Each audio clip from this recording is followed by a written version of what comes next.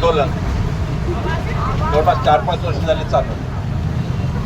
ते जोपर्यंत शेड्यूल 6चं बोलत होते तोपर्यंत सरकारला काही त्रास नव्हता. ते जोपर्यंत स्वतंत्र राज्याचं बोलत होते तोपर्यंत त्रास नव्हता.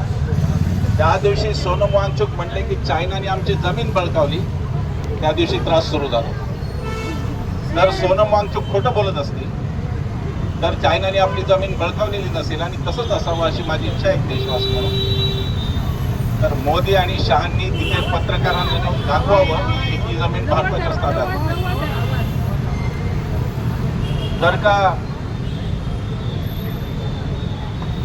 जर का ती जमीन चीनच्या ताब्यात नसेल, सोनम वांगचुक खोटं बोलत असतील, तर मोदी आणि शहांनी भारतीय मीडियाला, त्यांच्यात चाटुगिरी करणाऱ्या मीडियाला तिथे घेऊन जावं आणि दाखवावं की तिथे आपल्या सैनिक आहे. एवढंच साधी गोष्ट आहे, काही विशेष नाही याच्यामध्ये.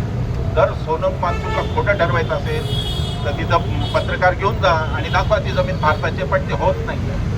त्याचं कारण एक खोटारड्या प्रकारची संस्कृती, खोटारडं राज्य आणि एकूणच सगळा खोटेपणा हा यांच्या अंगात भरलेला आहे. त्यांचे ते भक्तुले हे काहीतरी 2007ची नोटीस दाखवत आहेत सगळीकडे सोशल मीडियावर. ही नोटीस 2007ला जर नोटीस होती आणि एवढे गंभीर गुन्हे जर होते तर आतापर्यंत सोनम वांगचुकला अटक का झाली नाही हा प्रश्न आहे.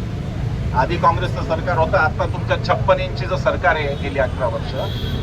त्या नोटिशीवर काय झालं, त्या काय कारवाई झाली आणि ती नोटीस का थांबली तिथे, याच्यावरती बोललं पाहिजे. भले ते संपत्तीचा हिशोब मागताय, 4.5 लाख रुपयाची फक्त परदेशी देणगी सोनम वांगचुक यांना मिळाली. ती फूड सॉव्हर्निटी, त्याला अन्न सार्वभौमत्व आपण म्हणतो, त्याचं त्या कामासाठी. अरे हिशेब मागायचा तर आधी मोदींना मागा, ज्यांच्या PM केअर फंडामध्ये 16,000 कोटी रुपये आणि त्याचा कुठलाही पारदर्शकपणा नाही. ते कुठल्या RTIच्या खाली तो फंड नाही, तो फंड असा सिक्रेट फंड काय करतो. तेव्हा जर तुम्हाला हिशेब मागायचा तर मोदींना 16,000 कोटींचा मागा, मोदींना त्या इलेक्टोरल बॉन्डचा मागा ज्याच्यामध्ये 6,000 कोटी भाजपाला मिळाले. एक असं जजमेंट चंद्रचूड साहेबांनी, महान चंद्रचूड साहेब जगातले सगळ्यात मोठे न्यायाधीश, त्यांनी एक जजमेंट दिलं की इलेक्ट्रॉनिक बॉन्ड एक घटनाबाह्य आहे. अर्थात त्या जजमेंटमध्ये खाली हे लिहिलं नाही की ते परत करावे, हे नाही लिहिलं, पण ते घटनाबाह्य करावे. ते जर घटनाबाह्य होते तर मोदी आणि शहांनी त्या कंपन्यांना ते पैसे परत का केले नाही हा प्रश्न. इलेक्ट्रॉनिक बॉन्ड जर घटनाबाह्य आहे तर त्यातला पैसा तुम्ही कसा स्वीकारता. तर या भक्तुलांना जर हिशोब विचारायचा असेल तर इलेक्ट्रॉनिक बॉन्डचा पण हिशोब विचारला पाहिजे. देवेंद्र फडणवीसांना समृद्धी घोटाळ्याचा हिशोब सुद्धा विचारला पाहिजे आणि अजितदादांच्या 70,000 कोटींचा हिशोब मोदींना विचारला पाहिजे की 70,000 कोटींचा गफळा झाला तर त्यात तुमचा का वाटा किती होता, म्हणून तुम्ही त्यांना अर्थमंत्री केले, हे मोदींना. तेव्हा त्या भक्तुलांना जर हिशोब विचारायचे असेल तर त्यांना बरेच हिशोब विचारावे लागतील. अजून एक सुरू केले की पाकिस्तान कनेक्शन, म्हणजे जसं काय सोनम वांगचुकनी पाकिस्तान भरून काहीतरी हातपिळवणी केली आणि काहीतरी करताय. अरे पाकिस्तान कनेक्शन पहिलं तुमचं आहे. पाकिस्तानच्या निर्मितीच्या आधीचं पहिलं कनेक्शन तुमचं आहे. जेव्हा तुमच्या हिंदू महासभेने जिनाच्या बरोबर निवडणुका लढवल्या, युती होती तुमची, महायुती, महायुती होती तुमची या शिंदेच्या महायुतीसारखी, आणि तुम्ही एकत्रित निवडणुका लढवत होतात. पहिलं कनेक्शन तुमचं ते पाकिस्तान. भारतीय जनता पार्टीचं दुसरं कनेक्शन पाकिस्तानचं लालकृष्ण अडवाणी हे आहे. ते जिनांच्या कबरीवर गेले, जिनांना सेक्युलर म्हणले. काँग्रेसचा किंवा इतर कोणत्याही पक्षाचा नेता जिनाच्या कबरीवर कधी गेला नव्हता. हे तुमचं दुसरं कनेक्शन. तुमचं तिसरं कनेक्शन वाजपेयींचं आहे. त्यांनी कारगिल झाल्यावर सुद्धा परवेज मुशर्रफला बोलवलं होतं आग्रा परिषदेला, त्याची मेहमान नवाजी केली. हे तुमचं तिसरं कनेक्शन. चौथं कनेक्शन तुमचं पाकिस्तानचं, ते तिथे मोदीजी बिर्याणी खायला उतरले. नवाज शरीफांचा वाढदिवस होता आणि मोदीजी बिर्याणी खायला परस्पर उतरले होते विमानातून. ते तुमचं चौथं कनेक्शन. आणि तुमचं 5वं कनेक्शन पाकिस्तानचं हे क्रिकेटची मॅच आहे, जी केवळ अमित शहाचा मुलाचा धंदा चालावा म्हणून तुम्ही पहलगामचे शहीद विसरलात, पर्यटक विसरलात, सैनिक विसरलात, विमानं पाडली ते विसरलात आणि तुम्ही तिथे पाकिस्तानबरोबर सामना खेळलात. ते तुमचं डायरेक्ट आर्थिक कनेक्शन आहे पाकिस्तानशी. तो धंदा आहे तुमचा आणि धंदा आला की तुमचा भोंदू राष्ट्रवाद तुम्ही गुंडाळून ठेवता, हे आम्हाला सगळ्यांना माहिती आहे. आणि म्हणून आम्हाला तुमच्याकडून शिकण्याची इच्छा नाही. देशभक्ती, राष्ट्रभक्ती आम्ही संघ आणि भाजपकडून शिकवू इच्छित नाही. ज्यांनी राष्ट्रपित्याची हत्या केली, राष्ट्रध्वज नाकारला आणि राष्ट्रगीत नाकारलं, त्यांच्याकडून आम्ही राष्ट्रवाद शिकणार नाही.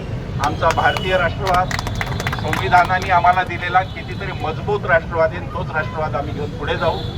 ही आपली फक्त पहिली कृती असं मला वाटतं. सोनम वांगचुकला सोडत नाही तोपर्यंत गोष्टी चालूच राहिल्या पाहिजे आणि ही पहिली कृती असं मी समजतो. आणि यानंतर सुद्धा गांधी आणि आंबेडकर यांना न सोडता, गांधीजींची अहिंसा आणि बाबासाहेबांचं संविधान न सोडता सोनम वांगचुक जोपर्यंत परत येत नाही तोपर्यंत ही लढाई चालू राहील. आज त्यांच्या पत्नीने असेल आपल्याला सांगितलं हेबियस कॉर्पस दाखल केलं, त्याच्यामध्ये समोर माणूस आणा ही त्या याचिकेचं वैशिष्ट्य. आता बघू उद्या काय करतात आणि कोर्ट काय करतं आम्हाला बघायचं आहे.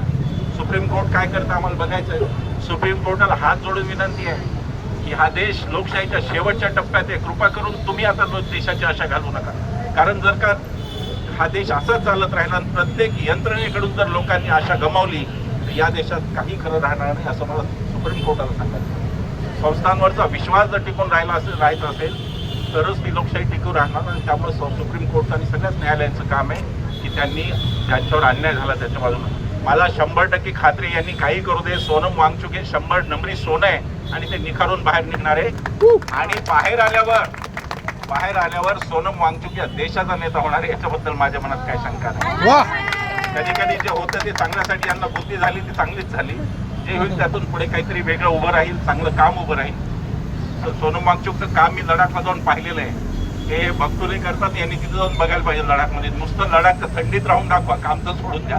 थंडीत राहिले तरी पुण्यात परत येतील. ते लोक सोनम वांगचुकवर टीका करतात हे अत्यंत दुर्दैव. पण आपण सगळे एक राहू, एकजुटीने राहू, निर्भय बनू म्हणून आम्ही आहोत. आम्ही या सोबत सगळ्यांच्या सोबत आहोतच. पण आपण यापुढेही वेगवेगळ्या सभा घेऊन वेगवेगळे आपण कार्यक्रमाचं आयोजन करून आपण हे चालू ठेवू.